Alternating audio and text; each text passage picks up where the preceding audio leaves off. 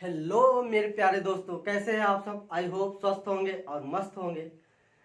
प्यारे दोस्तों, मैं पवन और स्वागत करता हूं आपके अपने खूबसूरत से प्लेटफॉर्म ऊषा क्लासेस पर। बच्चों, हम सब रिवीजन सेशन में आज जो है गॉस के प्रमेय का अनुप्रयोग नंबर 3 देखेंगे, जिसमें हम देखेंगे कि एक समान रूप से आवेशित गोलीय कोश के कारण वैद्युत क्षेत्र की तीव्रता। तो देर न करते हुए आइए हम चलते हैं अपने टॉपिक की ओर। प्यारे बच्चों, हम सब जो भी टॉपिक पढ़ रहे हैं वह ध्यान रखिएगा कि मोस्ट इम्पॉर्टेंट टॉपिक को पढ़ रहे हैं। तो जितने टॉपिक आपको पढ़ाए जा रहे हैं वह एग्जाम के दृष्टि से बहुत ही इम्पॉर्टेंट है। तो आप कोई भी टॉपिक को छोड़िएगा मत, लगातार देखते रहिए और खुद से उसकी प्रैक्टिस करते रहिए और ज़्यादा से ज़्यादा दूसरे अपने फ्रेंडों को भी इसका लाभ उठाने का अवसर दें। इसके लिए आपको क्या करना होगा, जानते ही हैं क्या करना होगा। वीडियो को शेयर करना होगा, ठीक है। शेयर करिए, सब्सक्राइब कर लीजिए और दूसरों को भी करवाइए और लाइक करते रहिए। चलिए आइए देखते हैं।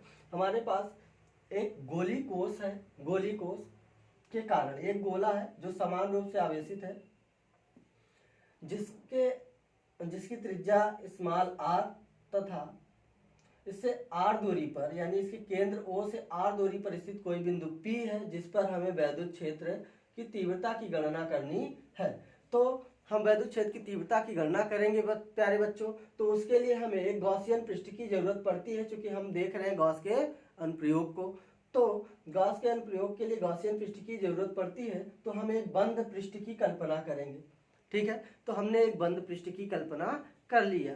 तो आइए देखते हैं कि बंद पृष्ठ के बाद इस पृष्ठ पर यानी आर दूरी पर स्थित कोई बिंदु P है। आर दूरी क्या है? हाँ, एक बात और प्यारे बच्चों, इस पर जो है हम 3 बिंदुओं पर वैद्युत क्षेत्र को देखेंगे। कितने बिंदुओं पर? 3 बिंदुओं पर। एक तो गोले के यानी गोली कोश जो है इसके बाहर, गोली कोश के बाहर आर दूरी पर, देखिए गोली कोश के बाहर आर दूरी पर।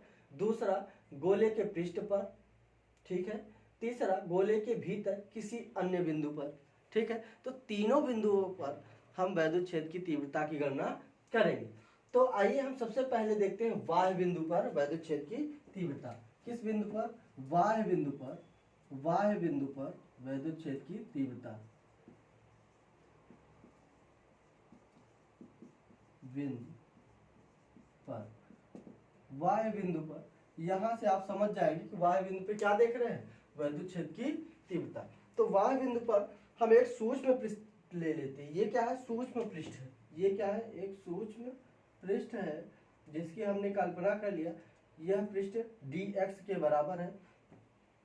इस पृष्ठ के अभिलंबवत जो है इसका एरिया वेक्टर हमने लिया, तो यह वेक्टर A और धन आवेश से दूर वैद्युत क्षेत्र की तीव्रता E। इनके बीच का कोण हमने देखा तो थीटा बराबर 0 अंश आ रहा है। तो हम देखेंगे कि ऐसे लिख देंगे।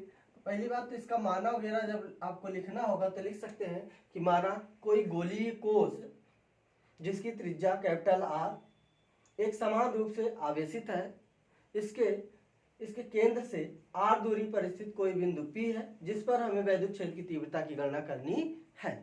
सिंपल सा इतनी बात लिखेंगे। उसके बाद दोस्तों हम देखेंगे कि सूक्ष्म पृष्ठ से आर दूरी पर, गोले के आर दूरी पर स्थित सूक्ष्म पृष्ठ से गुजरने वाला, यानी कि सूक्ष्म पृष्ठ से गुजरने वाला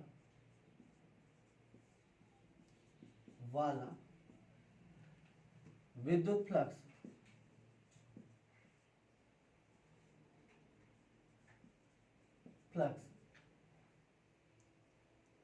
सूक्ष्म पृष्ठ क्या था? सूक्ष्म पृष्ठ यहां पर थोड़ा सा लिख सकते हैं आप, dx से गुजरने वाला विद्युत फ्लक्स d फाई हो तो डी फाई हो तो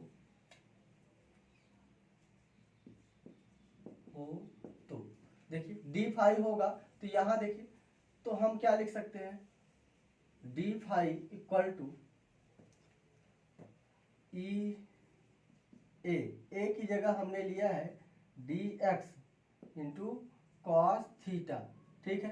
कॉस थीटा हमने माना है D x into cos theta को हमने माना है 0 अंक, थीटा को तो 0 अंक, तो यहाँ से आ जाएगा आपका e into d x into 1 means e into d x d phi बराबर टी फाई इक्वल टू इतना आ जाएगा क्वेश्चन फर्स्ट। अब आप क्या करेंगे, अब जो है संपूर्ण पृष्ठ के लिए संपूर्ण पृष्ठ से गुजरने वाला कुल फ्लक्स फाई हो तो यदि संपूर्ण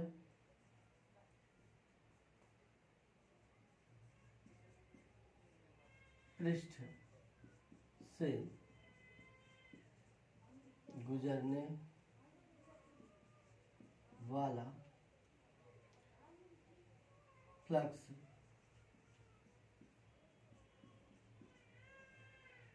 फाई हो तो, यदि संपूर्ण पृष्ठ से जो गुजरने वाला फ्लक्स है वह फाई हो तो फाई बराबर क्लोज्ड इंटीग्रल, मतलब ये दोनों तरफ का समाकलन किया गया है तो क्लोज्ड इंटीग्रल चूंकि बंद पृष्ठ है E into d x into d x. अब जो है यहाँ से ई बाहर आ जाएगा into closed integral D x x, संपूर्ण पृष्ठ क्या होगा उसका पृष्ठीय क्षेत्रफल ए मतलब गोला है तो इसके लिए into 4 pi r square 4 pi r square, ठीक है।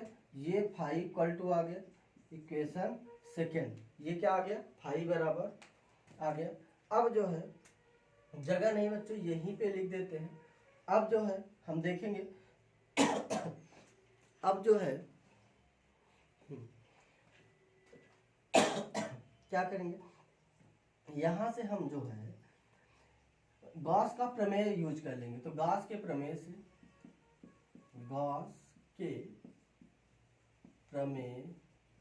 से गॉस का प्रमेय क्या है बच्चों, फाई बराबर phi equal to 1/ε0 into Q. तो इक्वेशन सेकेंड, तो देखिए यहाँ से अब जो है समीकरण 1 और 2 से तो समीकरण 1 एंड 2 से तो समीकरण 1 एंड 2 देखिए कितना हो जाएगा, ये e into 4 pi r square equal to हो जाएगा 1/ε0 इंटू क्यू। तो यहाँ से ई की वैल्यू अगर हमको निकालना हो तो 1/4 पाई ε0 एक साथ लिख देते हैं into q upon r square. तो यही जो है यही वैद्युत क्षेत्र, हमें वैद्युत क्षेत्र निकालना था, वे बाह्य बिंदु पर वैद्युत क्षेत्र है। ये क्या है, बाह्य बिंदु पर वैद्युत क्षेत्र है। तो प्यारे बच्चों बाह्य बिंदु पर वैद्युत क्षेत्र की गणना करनी थी, हमने कर लिया। अब हम देखेंगे गोले के पृष्ठ पर, कहाँ देखेंगे, गोले के पृष्ठ पर। तो दूसरी हेडिंग जो होगी वह गोले के पृष्ठ पर, गोले के पृष्ठ पर। तो गोले के पृष्ठ पर देखिए, गोले के पृष्ठ पर जगह देख लेते हैं।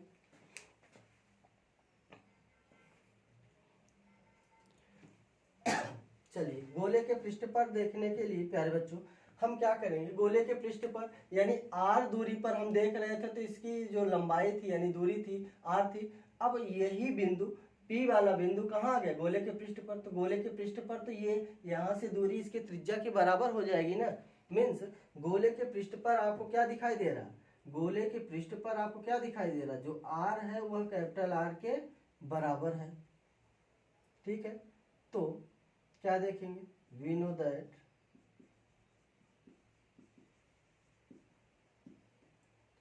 ई बराबर 1/4πε0 इंटू Q/r²।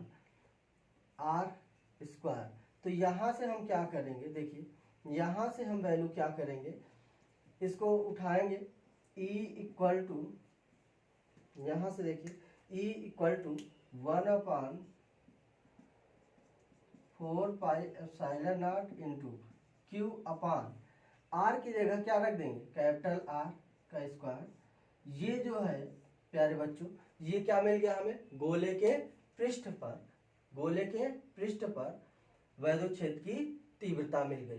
क्या मिल गया, गोले के पृष्ठ पर वैद्युत क्षेत्र की तीव्रता। इसे एक रूप में और देख सकते हैं, देखिए कैसे, देखिए E इक्वल टू 1/ε0 को एक साथ लिख लीजिए, ये Q/, ये 4π और इसके साथ 4πr²।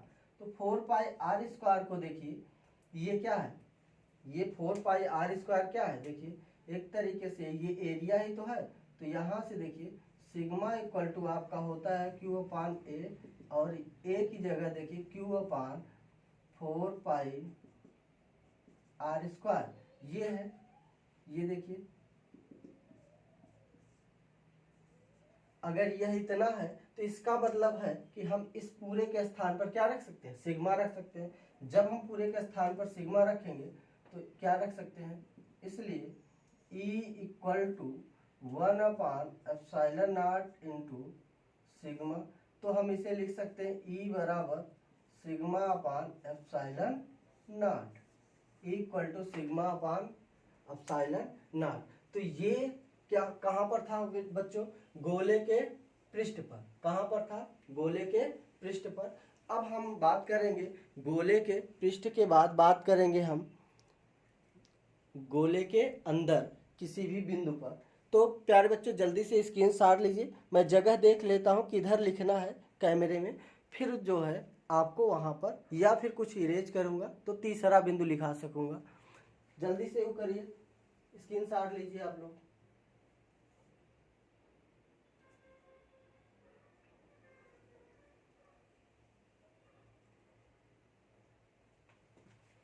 चलिए, जगह तो नहीं है, मुझे कुछ ना कुछ इरेज करना पड़ेगा। तो आइए हम यहीं पर जो है गोले के भीतर यहाँ से स्टार्ट कर लेते हैं, इसी को इरेज करते हैं। हमने देखा था गोले के पृष्ठ वाय बिंदु पर, गोले के पृष्ठ पर। अब हम देखेंगे गोले के भीतर किसी भी बिंदु पर वैद्युत क्षेत्र की तीव्रता।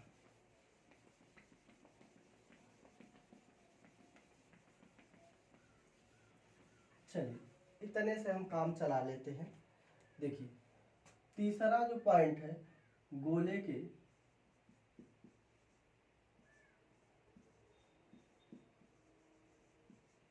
भीतर, तो गोले के भीतर देखिए, गोले के बाहर किसी बिंदु पर हमने वैद्युत क्षेत्र की तीव्रता ज्ञात की, गोले के पृष्ठ पर वैद्युत क्षेत्र की तीव्रता ज्ञात की, हमारे पास वैद्युत क्षेत्र की तीव्रता ये मिल गई और ये इस रूप में भी मिल गया। ठीक है, अब हम देखेंगे गोले के भीतर। क्योंकि गोले के भीतर देखिए आवेश कहाँ है, पृष्ठ पर है, तो गोले के भीतर आवेश का मान कितना है, 0। तो गोले के भीतर अगर हम देखेंगे तो गोले के भीतर आवेश कितना है, Q बराबर 0 है। ठीक है, Q बराबर कितना है, 0 है। तो हम यहाँ से देखेंगे कि वी नो दैट E बराबर होता, वैद्युत फ्लक्स फाई बराबर होता है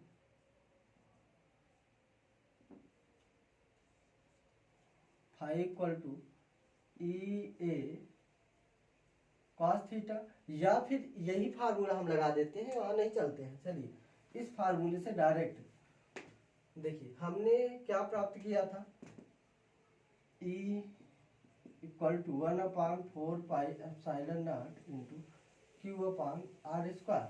तो यहाँ पर देखिए Q की वैल्यू हमको क्या रख देना है, Q बराबर देखिए आपने ऊपर ही रखा है कि Q बराबर कितना है, 0। तो 1/4πε0 इंटू Q का मान 0/r²।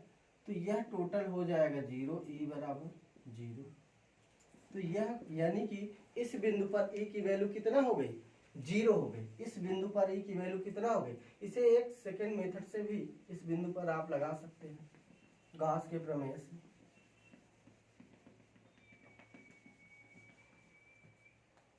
देखिए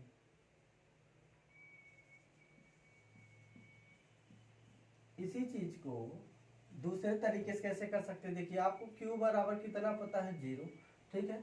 तो आप जानते हैं गॉस के प्रमेय से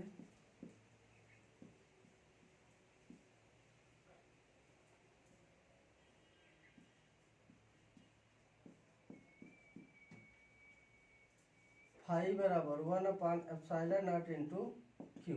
तो यहाँ पर देखिए 1/ε0 इंटू क्यू का मान 0, तो कितना हो जाएगा, 0 हो जाएगा। फाई की वैल्यू कितनी हो गई, 0 हो गई। जब फाई की वैल्यू 0 हो गई तो यहाँ पर जो है आप वैल्यू रख करके, जब फाई यहाँ से कोई फ्लक्स ही नहीं गुजरेगा तो वैद्युत क्षेत्र कितना होगा, 0।